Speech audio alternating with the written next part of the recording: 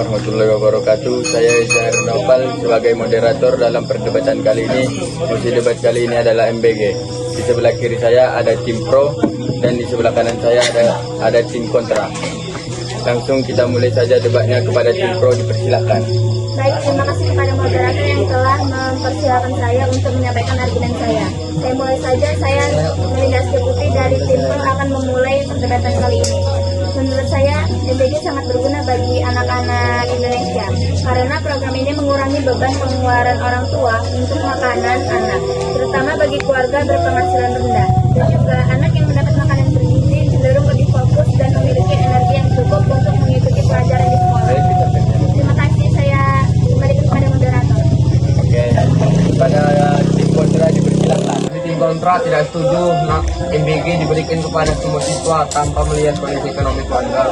Akibat anggaran yang sangat besar juga dinikmati oleh siswa yang berkeluarga mampu. Akan lebih efektif jika bantuan difokuskan kepada anak-anak yang benar-benar membutuhkan sehingga dana negara dapat digunakan secara tepat sasaran. Oke, cukup. Dilanjutkan tim pro. Silakan. Memang MBG memerlukan anggaran yang besar, tetapi program ini merupakan investasi jangka panjang bagi kualitas sumber daya manusia Indonesia.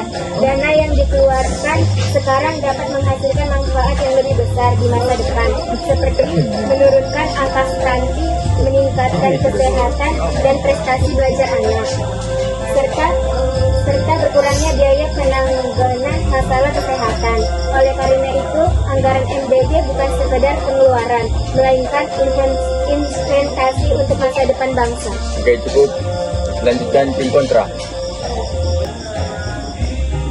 Saya tidak setuju. Skala program sangat besar, sulit mengawasi semua makanan. Ada risiko makanan tidak sehat, tidak bergizi, atau tidak higienis. Selain itu, tidak semua daerah mendapat layanan sama rata. Daerah terpencil sering tertinggal, malah bisa menimbulkan ketergantungan dan mematikan usaha kecil warung makan warga. Cukup. Lanjutkan tim pro. Oke, saya tim pro. Nama saya Marcel. Kekurangan dalam pelaksanaan tidak berarti programnya buruk jika ditemukan makanan yang kurang sehat atau tidak memenuhi standar. Yang perlu diperbaiki adalah pengawasan dan pelaksanaannya. Oke. Dan dilanjutkan oleh tim kontra. Tidak terima kalau makanan sekolah digratiskan, terus orang tua bisa lepas tanggung jawab, padahal mendidik anak peduli gizi itu tugas keluarga juga. Jangan panjang bikin budaya. Uang bantuan bukan barusan sendiri. Cukup. Dan dilanjutkan oleh tim pro. Baik, menurut saya MBG itu sangat berguna bagi meningkatkan gizi anak. Banyak anak yang masih mengalami kekurangan gizi. MBG membantu memenuhi kebutuhan nutrisi sehingga anak dapat tumbuh lebih sehat dan juga dapat mencegah stunting. Asupan gizi yang baik sejak usia dini dapat membantu menurunkan angka stunting dan masalah kesehatan lainnya. Cukup. Dan dilanjutkan oleh tim kontra. Saya tidak setuju MBG memang membantu anak kurang mampu, tapi program ini kurang tepat sasaran karena juga diberikan kepada siswa yang sudah berkecukupan. Bantuan seharusnya diprioritaskan bagi mereka yang benar-benar membutuhkan. Cukup. Dan dilanjutkan oleh tim pro. Pemberian MBG kepada seluruh siswa membuat program lebih merata dan menghindari kesalahan pendataan. Selain itu, tidak semua keluarga yang membutuhkan bantuan tercatat sebagai keluarga kurang mampu. Dengan memberikan makanan bergizi kepada semua siswa, tidak ada anak yang tertinggal dan semua memiliki kesempatan yang sama untuk belajar dengan kondisi yang sehat. Oke, cukup. Dilanjutkan oleh tim kontra. Saya tidak setuju anggaran ratusan triliun rupiah, tapi siapa pemasok, standar gizi apa, siapa yang mengawasi, belum ada laporan transparan, ini rawan pemborosan dan penyalahgunaan uang rakyat. Cukup.